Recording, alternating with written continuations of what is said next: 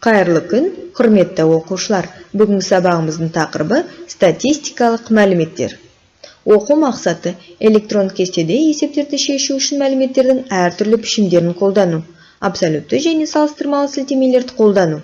Бағалау критерийлері. Электрон кестеде есептерді шешуде әртүрлі форматтағы мәліметтерді қолданады, сілтемелерді өзгерте алады, сілтемелерді өзгертіп, есептерді орындап шығарады. Vocabulary. Қазақша статистикалық мәліметтер.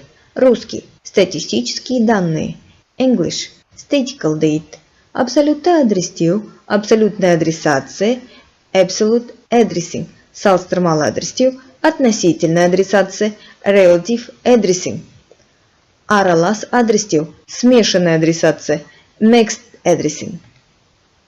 Ақпаратты ұсынудың кестелік түрінің бір маңызды артықшылығы бар. Ол тек фактілерді қамтиды. Уильямс, Росс, Эшби, кибернетика маманы. 7-ші сыныпта біз сіздермен Excel бағдарламасын өткенбіз. Естеріңізге түсірейік. Интерфейсте жұмыс алаңы кестеден тұрады, яғни жолдар мен бағандар. Бағандар латын әріптермен белгіленген, жолдар араб цифрлармен белгіленген. Ұяшық баған мен жолдың қиылысқан жерін атайды. Ұяшыққа сан, мәтін, формула енгізуге болады. Статистикалық мәліметтер, статистикалық зерттеулер, бақылау және ғылыми өңдеу негізінде алынған сандық сипаттамаларының жиынтығы. Статистикалық мәліметтерді есептеудің көптеген программалар бар. Соның бірі кестелік процессор Excel. Бүгінгі сабақта салыстырмалы сілтемелерді, абсолюттік сілтемелерді және аралас сілтемелерді қарастыратын боламыз. Салыстырмалы сілтеме белгілі бір ұяшықтың берілген ұяшыққа салыстырмалы түрдегі адресін көрсетеді.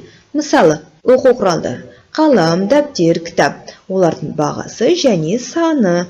Олардың құнын есептеу үшін бағасы мен санының көбейтіндісі, яғни D2 ұяшығына тең белгішесін қоямыз міндетті түрде, және B2 20 санының адресінің ұяшығы, B бағаны және екінші жол, яғни B20 санының адресі B2 болады.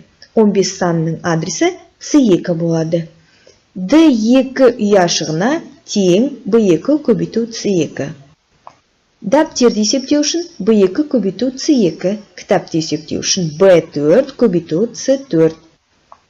Формуланы енгізіп болған соң, міндетті түрде Enter пернесін басып, нәтижесін көруге болады. Абсолютті сілтеме. Кейбір жағдайларда сіздерге салыстырмалы адрестеу қажет болмай, керісінше абсолютті адрестеу қажет болуы мүмкін. Яғни формуланың көшірмесін жасау барысында ұяшықтың адресі өзгермеуі қажет.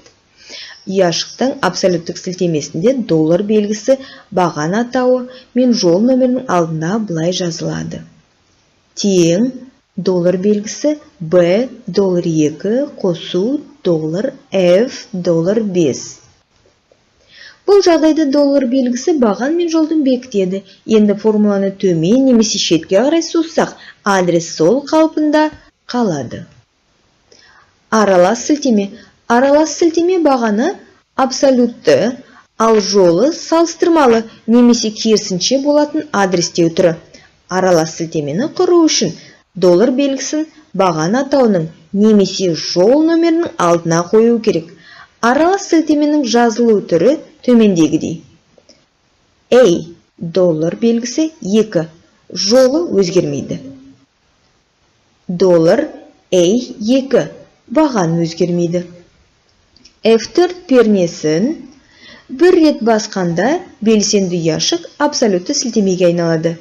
2 рет, 3 рет басқанда белсенді ұяшық аралас сілтемеге айналады. 4 рет басқанда белсенді ұяшық салыстырмалы сілтемеге айналады. Енді практикада көрейік. Оқу құралдары қалам, дәптер, кітап. Бағасы, саны, құнын есептеу үшін міндетті түрде тең белгісін басамыз. Яғни 20 мен 15 санның көбейтіндісін алу үшін Осы ұяшықты шерткенде D2 ұяшығына B2 адресі пайда болады. Көбейту C2-ні басамыз. Осы формуланы жазып болған соң міндетті түрде Enter пернесін басамыз.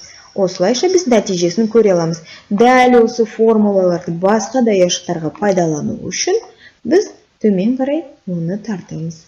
Сонда біздің қалам құны 300 болды, дәптер 600, кітап 6000 болды. Енді осы құнға біз 10% жеңілдікті қосайық. Ол үшін тең белгісшесін міндетті түрде қосамыз. Құны көбейту 10% жеңілдік. Enter пернесін басып, нәтижесін көре аламыз. Біз формула қатарынан дәл осы жерде жазылған формуланың көре аламыз. Енді біз дәл осыны тағда төмен қарай тартып көрейік. Бізде 0 шықты. Неліктен? Себебі E3 ұяшығында D3 көбейту B10-ға деп тұр. Ал B10-да бізде ешқандай мәлімет енгізілмеген. Сондықтан да бұл жерде бізде 0 саны шығып тұр. Енді біз дәл осы жерге D2 көбейту B9-дың алдына F4 пернесін басайық. Бір рет бассақ, бізде абсолютті сілтеме пайда болады. Оны өздерің байқаған шығарсыңдар. Дәл осы жерде Enter 10% жеңілдікті осы жерде есептеп тұрмыз. Дәл осы төмен қарай тартамыз. Дәптерге және кітапқа осы жеңілдіктерді есептеп берді. Енді байқап көрейік. E3 бағаның ұяшығында D3 көбейту B9 абсолюттік адресін көре аламыз. Дәл солай кітапқа да осы жеңілдік қосылған.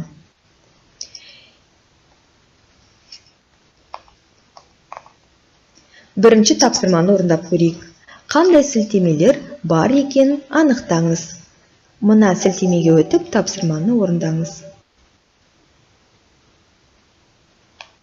Тексерейік, қандай сілтемелер бар екенін анықтаңыз.